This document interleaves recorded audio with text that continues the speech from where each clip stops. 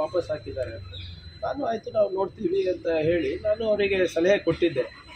ಗುಲ್ಬರ್ಗಕ್ಕೆ ಬನ್ನಿ, ನಮಗೂ ಸ್ವಲ್ಪ ಸಿಬ್ಬಂದಿಯ ಕೊರತೆ ಇದೆ ಗುಲ್ಬರ್ಗದಲ್ಲಿ.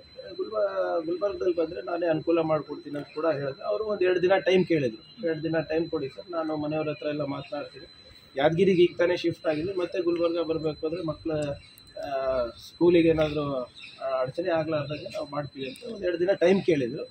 ಅಷ್ಟರಲ್ಲಿ ಬಟ್ ಒಂದೇ ವಾರದಲ್ಲಿ ಬೆಳವಣಿಗೆ ಆಗಿದ್ದು ತುಂಬಾ ಅನುಮಾನ. ಅಂದ್ರೆ 30 ಲಕ್ಷದ ಒಂದು ಆರೋಪ ಕೇಳಿ ಬಂದಿದೆ ಸರ್ ಶಾಸಕರು. ನೋಡಿ, ವಾಟ್ ಎವರ್ ಇಟ್ ಈಸ್, ಅವರೇನು ನಮ್ಮ ಹತ್ರ ಅಂಥದ್ದು ಯಾವುದೇ ಮಾತಾಡಿಲ್ಲ ಅವರು.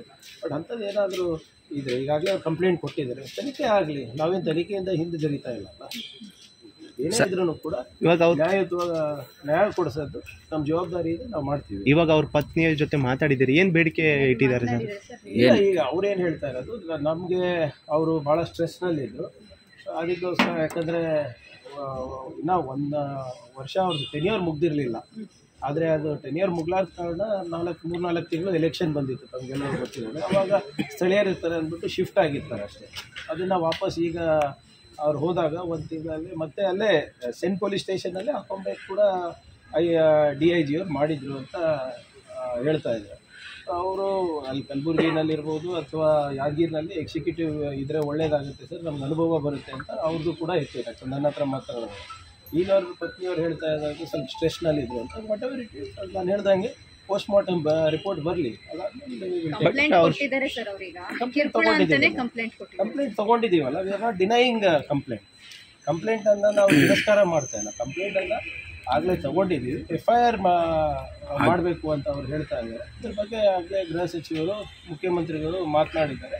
ಜಿಲ್ಲಾ ಉಸ್ತುವಾರಿ ಸಚಿವರು ದರ್ಶನಾಪುರ ಅವರು ಕೂಡ ಮಾತನಾಡಿದ್ದಾರೆ. ನಾನು ಕೂಡ ಸ್ಥಳೀಯ ಮುಖಂಡರು ಮತ್ತು ಅವ್ರ ಪತ್ನಿಗೆ ಮಾತನಾಡಿದ್ದೀನಿ. ಏನಿದ್ರು ಇನ್ನು ಅನದರ್ ಒಂದು 15-20 ನಿಮಿಷದಲ್ಲಿ they will take a decision. Sir, FIR ಮಾಡ್ಕೊಳ್ಳದೆ ವಿಳಂಬ ಮಾಡ್ತಾ ಇದ್ದಾರೆ ಅಂತೇಳಿ ಕುಟುಂಬಸ್ಥರು ಇವತ್ತು ಪ್ರತಿಭಟನೆ ಮಾಡ್ತಾ ಇದ್ದಾರೆ ಸರ್. ವಿಳಂಬ ಏನಿಲ್ಲ, ಈಗ ಕಂಪ್ಲೇಂಟ್ ಕೊಟ್ಟಿದ್ದಾರೆ MLA ವಿರುದ್ಧ. ಅದನ್ನು ನಾವು ಆಲೋಚನೆ ಮಾಡಲಾರ್ದೆ ಮಾಡಲಿಕ್ಕಾಗಲ್ಲ ಅಲ್ಲ. ನಾನು ಹೇಳಿದಾಗೆ ನ್ಯಾಯಯುತವಾಗಿ ಏನು ಮಾಡಬೇಕು, 100% ಬಟ್ ಯಾರಿಗೂ ಅನ್ಯಾಯ ಆಗಲಾರ್ದಂಗೆ ನೋಡ್ಕೊಳ್ಳೋದು ನಮ್ಮ ಜವಾಬ್ದಾರಿ ಇದೆ. ಅದನ್ನು ನಾವು ಖಂಡಿತವಾಗೂ ಮಾಡ್ತೀವಿ ಅಂತ ಪದೇ ಪದೇ ಹೇಳ್ತಾ ಇದ್ದೀನಲ್ಲ. So don't worry, we will do whatever is required. ಎಲ್ಲ ಮುಖ್ಯಮಂತ್ರಿಗಳು, ಗೃಹ ಸಚಿವರು ಇದ್ದಾರೆ, we will handle it. Okay, thank you.